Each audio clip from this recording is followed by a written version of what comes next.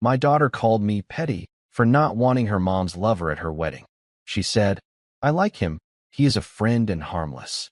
When I insisted, she said, "I guess you give me no other option than to cancel your invitation."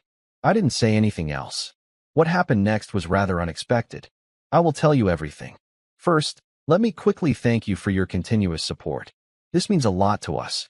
If you enjoy the stories we share, kindly subscribe to this channel. It will be great if you can leave a comment on which city you are watching from.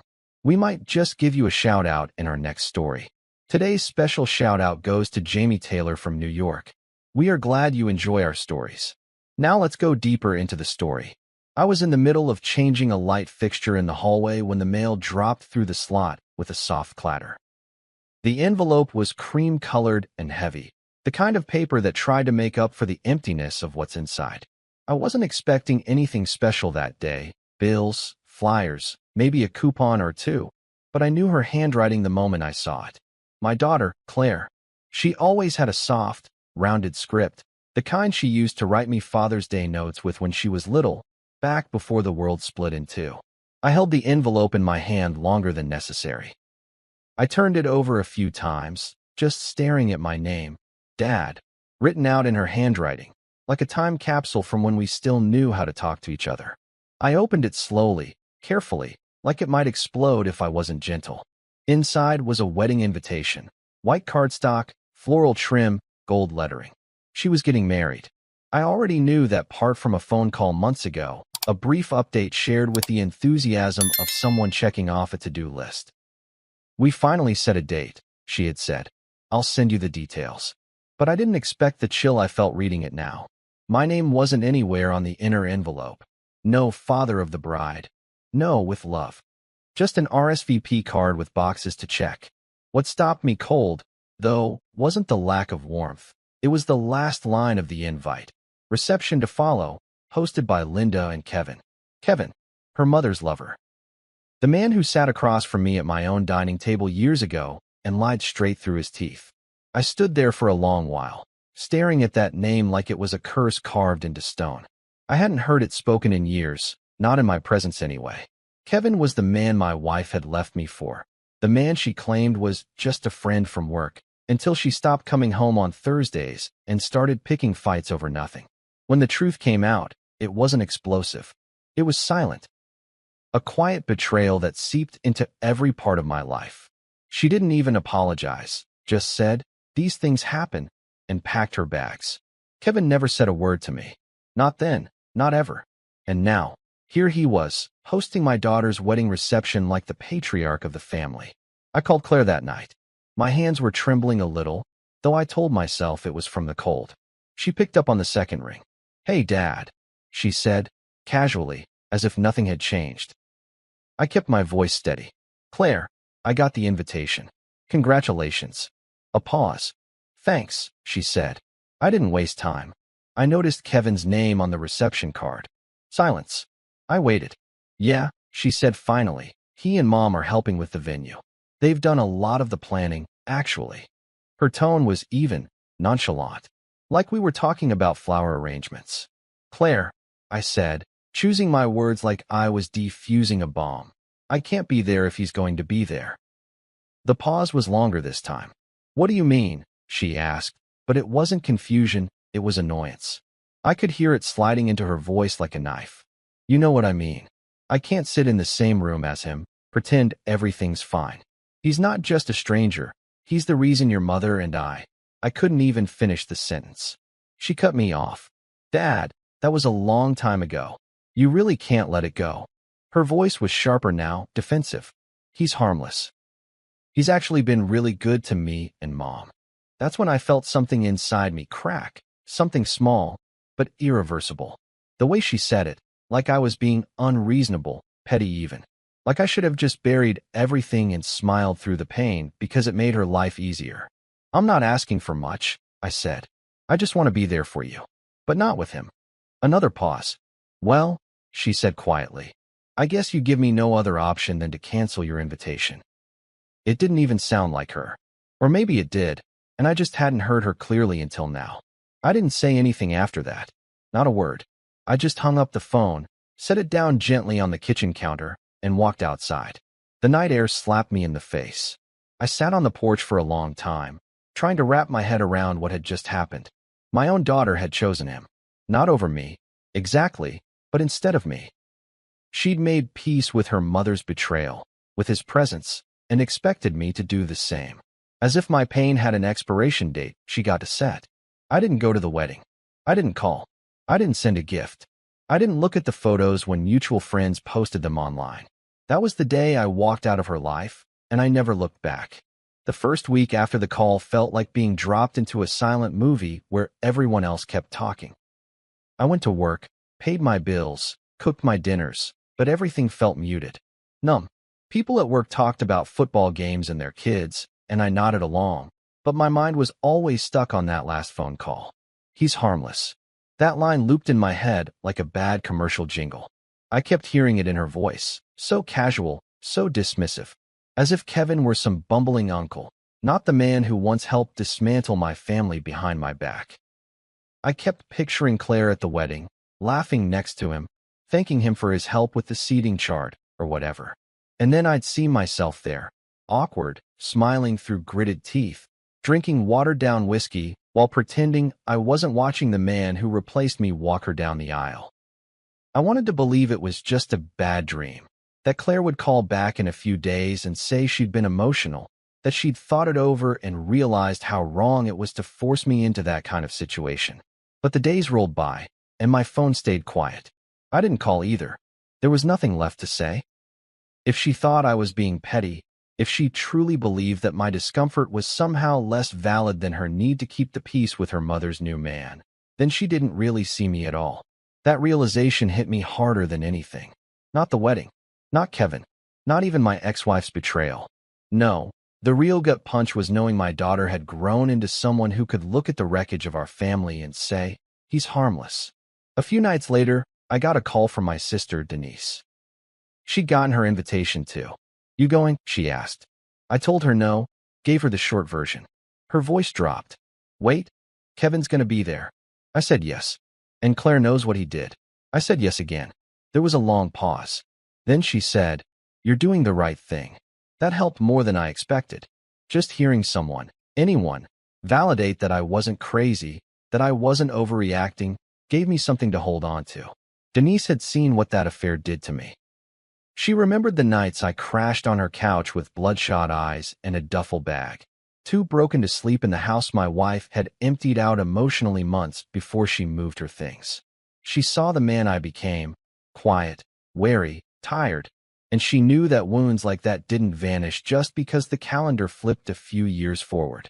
But not everyone saw it that way. A week after the call with Denise, I got a text from my cousin Mark. Heard you're not coming to Claire's big day. You should be the bigger person, man. Don't ruin it over old beef. I stared at the message, unsure whether to laugh or throw the phone across the room. Old beef. Like it was a middle school squabble, not the implosion of a 20-year marriage. I didn't reply. I deleted the message, then deleted his number. I didn't need anyone in my life who thought forgiveness meant pretending things never happened. I'd forgiven a lot in my life, more than most people knew. But forgiveness didn't mean submission. It didn't mean swallowing pain so other people could feel more comfortable. Claire had made her choice, and I wasn't going to beg for a seat at a table where I clearly wasn't welcome. The worst part, though, was the way the silence stretched. As the wedding approached, I expected maybe a text. Something short. A peace offering. But nothing came. The day came and went without a single word from her. No call. No photo. No wish you were here. She didn't even ask if I was okay. That, more than anything, confirmed what I needed to know. She had moved on. Not just from the idea of a nuclear family, but from me.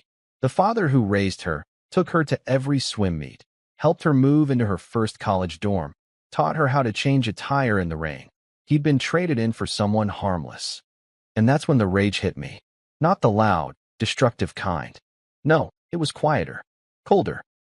The kind that settled deep in your chest like wet cement and didn't let you breathe right. For weeks, I tried to carry on like nothing happened. I kept to my routines, kept my voice calm when people asked about the wedding, and I said, didn't go. Some nodded with sympathy. Others asked why. I just said, family stuff. I didn't owe anyone an explanation, but I did owe myself something. I owed myself the dignity of honoring my own pain. The world was full of people pretending to be okay just to keep the peace. I wasn't going to be one of them. Claire had drawn a line in the sand, and for once, I didn't chase after her. I let her go. I let the wedding happen without me. I let Kevin make his toast and smile in the family photos. And I let myself grieve, not just the daughter I once had, but the illusion that she'd always be on my side. The truth is, sometimes the people you love most are the ones who wound you the deepest. Not because they hate you, but because they don't understand you. And in not understanding, they dismiss. They minimize. They make you feel like your pain is something you should just get over for the sake of civility. But pain doesn't work that way. Not real pain. It doesn't vanish because someone else decides it's inconvenient. It sits inside you until it's acknowledged. And if it never is, it festers. I wasn't going to let that happen. Not anymore. I had given too much of myself for too long. Now, it was time to start keeping something for me. The morning of the wedding, I woke up before the sun. No alarm, no real reason, just my body refusing to rest like it sensed something heavy waiting on the other side of the day. I lay there in bed, staring at the ceiling, wondering what she was doing at that exact moment. Was Claire sipping coffee in a silk robe surrounded by bridesmaids? Was she laughing nervously while a makeup artist dabbed foundation on her cheeks? Had she even thought of me that morning, wondered what I'd be wearing if I were there, or imagined what kind of speech I might have given? I didn't expect answers, but the questions buzzed in my head like flies I couldn't swat away. I sat up, pulled on a sweatshirt, and made coffee that tasted like nothing. I kept glancing at the clock, trying to guess what part of the ceremony they were at. Vows? Pictures? Toasts? It felt like a wake for someone who was still alive. I didn't leave the house that day. I thought about going fishing, thought about driving somewhere unfamiliar, but in the end, I just sat on my back porch in the shade and listened to the wind rustle through the trees. It was a quiet protest, in a way, a refusal to pretend I was fine. I didn't want to be distracted. I wanted to feel it. I needed to, even if it burned. Every part of me felt absent, like I'd been deleted from a chapter one helped write.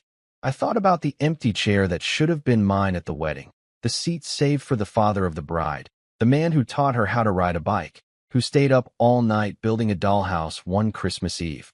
That chair was filled by someone else now. Kevin. And Claire had made peace with that, or maybe she never thought it mattered in the first place. Either way, the message was clear. I wasn't needed. Later that evening, around dusk, I got a call from Jim, an old friend from work who'd retired a few years before me. He was one of the few who stuck around after the divorce, the kind of guy who didn't need you to say much to understand what was going on. Heard today was the big day, he said, his voice careful. I didn't reply right away. Yeah, I finally said. She went through with it. Jim didn't jump to comfort me. He let the silence sit for a while. Then he said, "You sure you did the right thing not going?" That caught me off guard. He was the last person I expected to question me. You think I should have just smiled through it? I asked, more edge in my voice than I intended. Jim sighed. I think sometimes we show up for people even when it hurts. Especially for our kids. That stung. Not because he was wrong, but because part of me had asked that same question 100 times. But then I thought about what showing up would have actually looked like. Me, standing in a crowd of people pretending nothing happened. Watching Kevin hand her the mic for her speech. Smiling in family photos while swallowing every ounce of dignity I had left. Was that what being the bigger person meant? Sacrificing yourself on the altar of someone else's comfort? Showing up is easy when you're not the one being erased, I told him. You don't ask the wounded man to clap for the one who shot him. Jim went quiet for a long time, then said, "Fair enough," and didn't bring it up again. I appreciated that. He didn't agree, but he didn't push. Sometimes that's the best someone can do for you. Give you space without needing to fix anything. A few days later, Denise dropped by unannounced with a foil-covered plate of lasagna and a folder of wedding pictures someone had emailed her. She didn't ask if I wanted to see them. She just sat at my kitchen table and slid the folder across the surface like it was evidence in a trial. "You should see what you missed," she said, not cruelly, just plainly. I opened the folder, half out of curiosity, half out of some masochistic need to confirm I'd made the right call. Claire looked beautiful, radiant even. Her dress was simple, elegant. Her smile was the same one she wore in her high school graduation photos. But what made my stomach tighten was the photo of Kevin standing beside her, one hand lightly resting on her shoulder. His tie matched the bridal party colors. He wasn't just there. He was part of it, integrated, accepted, and I was nowhere. Denise leaned back in her chair, arms crossed. "You should have been there," she said, her voice softer now. "Even just to remind her that you're still her dad." I didn't look up. "She knows who I am," I said. "She just decided it didn't matter." Denise gave me a long, searching look. Maybe. Or maybe she's just young and doesn't get it yet. Maybe someday she'll look back and realize what she lost. I shrugged. Or maybe she won't. We didn't speak for a while after that. Just sat there, the quiet settling in like fog. She didn't push again. She just reheated the lasagna and made 2 plates. We ate in silence, and I was grateful for it. That night, I went through my drawer and found an old letter Claire had written me for my birthday when she was 13. It was folded neatly, written in that same rounded script I'd recognized on the wedding envelope. "You're the best dad in the world. I don't know what I'd do without you." I read it twice, then tucked it back in the drawer. People change. Love fades. Loyalties shift. But I hadn't changed. I hadn't forgotten what it meant to be a father. I just stopped begging to be treated like one. That distinction mattered. Maybe not to everyone, but it mattered to me. It had been just over 2 years since I heard her voice. Long enough for the silence to harden into habit, for the pain to dull into something more bearable, like an old injury you forget about until it rains. I didn't think about her every day anymore. Only some days. Birthdays. Holidays. Days when I'd see a father and daughter laughing in the grocery store, and something in my chest would twist without warning. But I'd stopped expecting anything. That was the real difference. The hurt didn't go away, but the hope did. And with that gone, I finally started to feel free. Not joyful, not healed, just at peace with the absence. Some holes don't close. You just learn to walk around them. I was doing laundry when the call came. My phone buzzed on top of the dryer, her name lighting up the screen like a ghost I wasn't ready to confront. I stared at it for a long second, thumb hovering over the screen. Part of me wanted to let it go to voicemail, to stay in the silence we'd both chosen. But another part, the one that still remembered her as a 5-year-old singing off-key in the back seat, couldn't ignore it. I picked up. "Hello," I said, voice flat. There was a beat of silence. Then, "Hi, Dad." Her voice was thin, trembling. Immediately, I knew something was wrong. Not just emotional wrong. Real wrong. "What's going on?" I asked, more stern than concerned. Another pause. Then the flood came. "I messed up," she said, the words tumbling out like she'd been holding them in for days. I left Scott. I'm in a mess. I'm behind on rent, and my car's about to get repossessed. I don't know who else to call." I said nothing. My chest tightened, not out of anger, yet, but from the sheer strangeness of hearing her again, hearing that mix of panic and desperation. She kept going. "I know I don't deserve your help, okay? I know what I did. But please, I just need something to get back on my feet." I still didn't speak. I just let the silence settle. She'd filled the air so easily with excuses and explanations before. Now she had to feel what it was like to wait for someone else's mercy. Finally, I said, "Did you call Kevin first?" Her breath caught. "What?" I repeated it slowly. "You said he was harmless. Said he was good to you and Mom. Did you call him?" There was a beat of silence, then a soft, barely audible, "No." I leaned against the dryer, heart pounding but voice calm. "Well, maybe it's time you do. He was good enough to stand next to you on your wedding day. He was good enough to replace me. So go to him. Ask your mother's boyfriend for help." Her voice cracked. "Dad, please." I didn't know what I was doing back then. I didn't want to cause drama. That word again. Drama. That word people throw around when they don't want to deal with consequences. I swallowed hard. "You didn't want to cause drama, so you erased me. That was your choice, Claire. This is mine." She started crying then. Not loud sobs, just these quiet, stifled whimpers like she was trying to hold the flood back. And for a second, just a second, I almost gave in. I almost said yes. Because I remembered the little girl who clung to my hand in parking lots, who used to write me notes with hearts in the margins. But then I remembered the silence, the wedding, the photos, the empty chair. I remembered how easily she discarded me, how she told everyone else I was being difficult, how she let a man who helped destroy our family play the role I'd spent her whole life preparing for. And I knew that if I bailed her out now, it would teach her nothing. It would only confirm what she'd always believed, that I would take the hit, carry the weight, just to keep her afloat. "I'm sorry you're struggling," I said, my voice like steel. "But I'm not the man you call when things fall apart. You decided that." There was a pause, then a whisper. "You're really not going to help me?" I took a deep breath, not out of anger, but out of restraint. "No, Claire. Not this time." She didn't say anything else. Just hung up. No goodbye, no curse, just the sound of a call ending. I stood there in the silence, phone still in my hand, heart pounding like I'd just run a marathon. I didn't feel victorious. I didn't feel vindicated. I felt tired. Tired and hollow and strangely proud that I didn't fold. Later that night, I told Denise about the call. She listened without interrupting, her eyes hard. "Good," she said when I finished. "You finally stopped being her doormat." That word stung a little, but she wasn't wrong. For years, I'd given Claire every benefit of the doubt. I let her rewrite history, minimize the betrayal, paint me as the problem.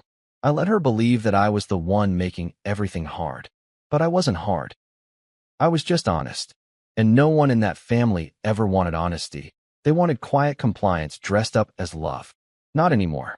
I wouldn't play that part again. Claire needed to grow through this on her own. Maybe she would. Maybe she wouldn't. But I was done being her safety net. The next day, I saw a missed call from a number I didn't recognize and a voicemail. It was Claire again. Her voice was calmer now, but cold. "I get it. You've made your point. Just know you'll never hear from me again." I sat down at the kitchen table, staring at the phone like it had turned into a weapon. She thought this was a punishment, that her silence would hurt me more than anything. And maybe 2 years ago it would have. But not now. Now, it felt like confirmation that I'd done the right thing. I saved myself. For once, I'd chosen me. The first sign that the silence wouldn't last came 3 days later in the form of a Facebook comment. I'd posted a photo of my dog, Max, chasing a squirrel in the backyard. It was something light, forgettable, just a quiet piece of a quiet life. But underneath the post was a comment from my cousin Angela. "Glad to see you're doing so well while your daughter's life is falling apart." I stared at it for a long minute, that familiar tightness building in my chest. The internet had a way of amplifying things that should have stayed private, like yelling personal business into a megaphone at a funeral. I deleted the comment, blocked her, and leaned back in my chair with a slow, tired exhale. I knew that wouldn't be the end of it. When a man sets boundaries, people call him cold. When a father sets boundaries, people call him heartless. By the end of the week, I'd received 3 voicemails and 2 texts from extended family, none of whom had bothered to check on me in years, now acting like they were on some moral mission to correct my cruelty. One message from my Aunt Maureen nearly made me laugh, if it hadn't been so enraging. "She's still your blood," she said. "Don't let pride keep you from being a father." Pride. That word rang in my ears like an insult, as if my entire stance had been about ego and not about finally refusing to be used. Not a single person who called me had ever asked what it was like to be publicly erased at your own child's wedding. They didn't know the way Claire had looked through me, like I was a broken vase, sentimental, maybe, but no longer useful. No, all they saw now was a man who'd said no when a woman cried. And for some reason, that's always the bigger offense. I started keeping my phone on silent. It was easier that way, letting the calls pile up like leaves in the yard. Obnoxious, but easy enough to ignore if you didn't look directly at them. I didn't need the noise. I didn't need the guilt trips disguised as concern. What I needed was space.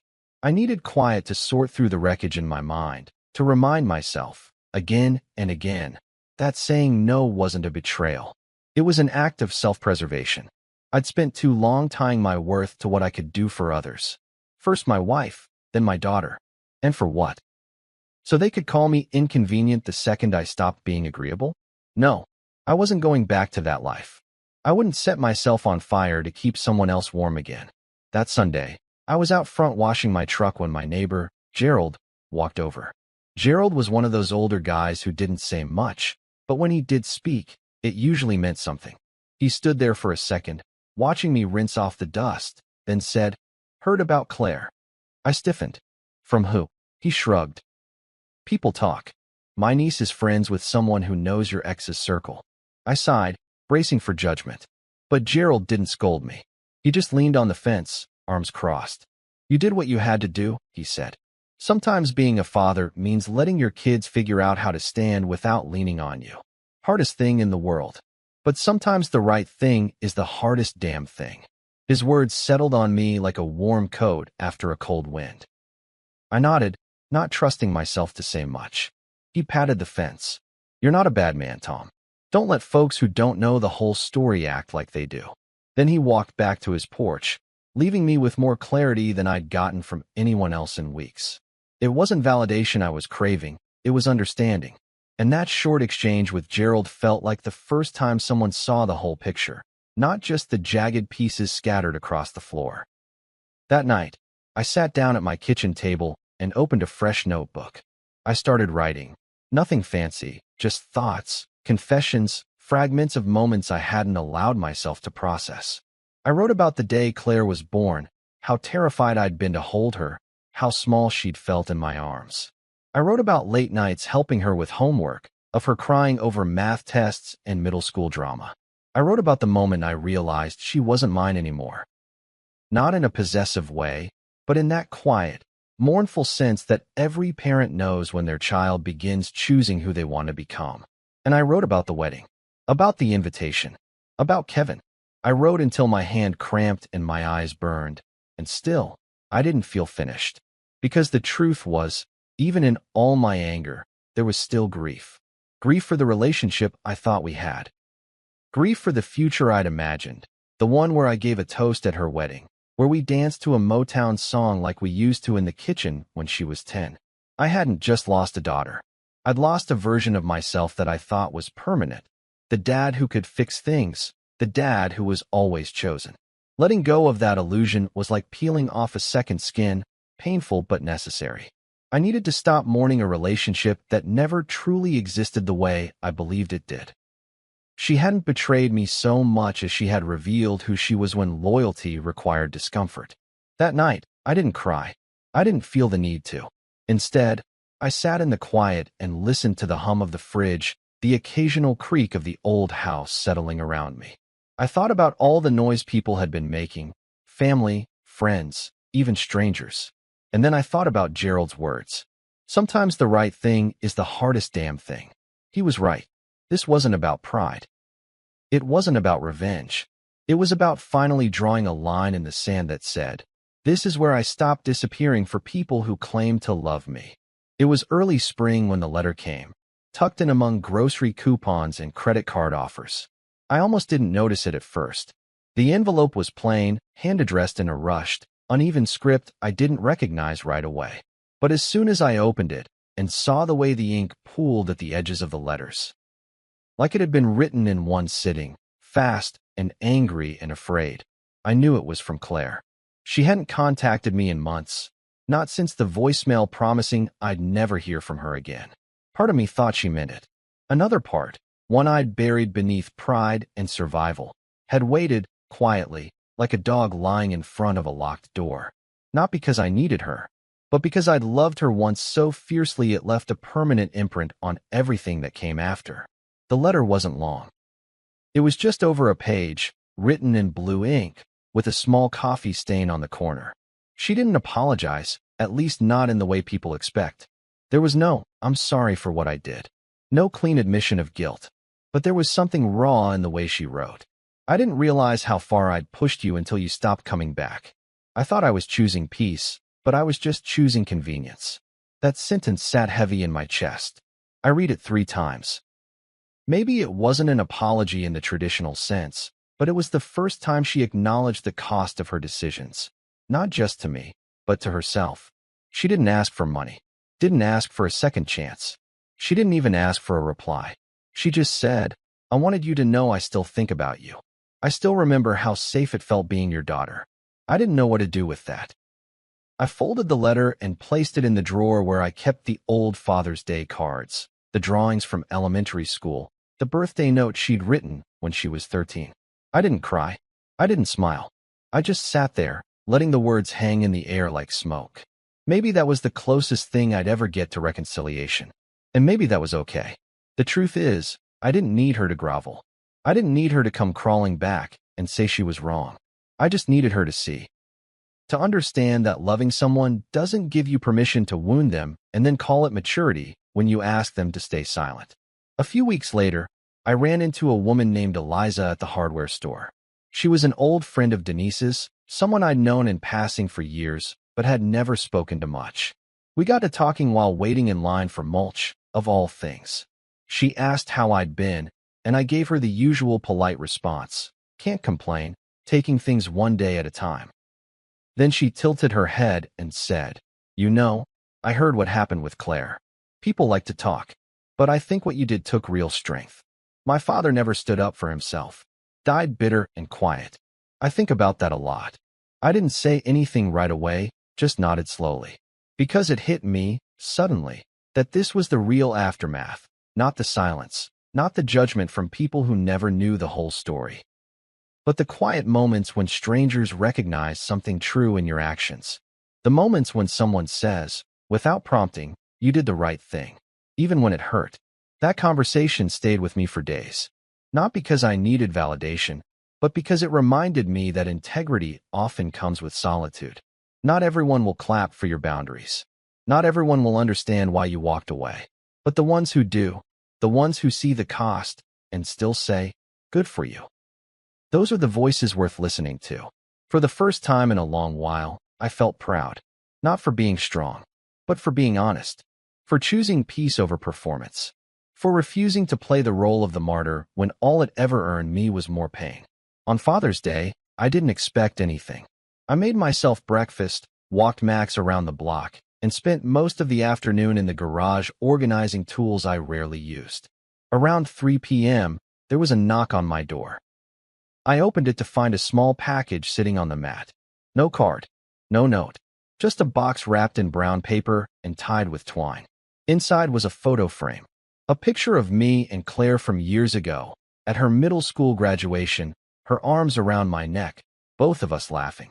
There was a post-it on the back. I found this while cleaning out boxes. Thought you should have it. See, that was all. Nothing dramatic, nothing elaborate, just a gesture, a quiet one, but it was enough. I placed the photo on the mantel, next to a small clock and a ceramic dog Claire had made in second grade. I stood there for a long time, hands in my pockets, staring at the past frozen in that frame. I didn't call her. I didn't write back. Not because I didn't care, but because I finally understood that closure doesn't always come in conversations or apologies. Sometimes it comes in the simple act of holding your ground, of standing in your truth without begging to be understood. I could love her from a distance. I could hope she healed, without sacrificing myself to make it happen. People talk a lot about forgiveness like it's a single moment, a choice you make once and then move on. But for me, it was something quieter, a process, a slow softening, not letting go of the past, but no longer letting it rule every thought. I didn't hate Claire. I didn't wish her harm.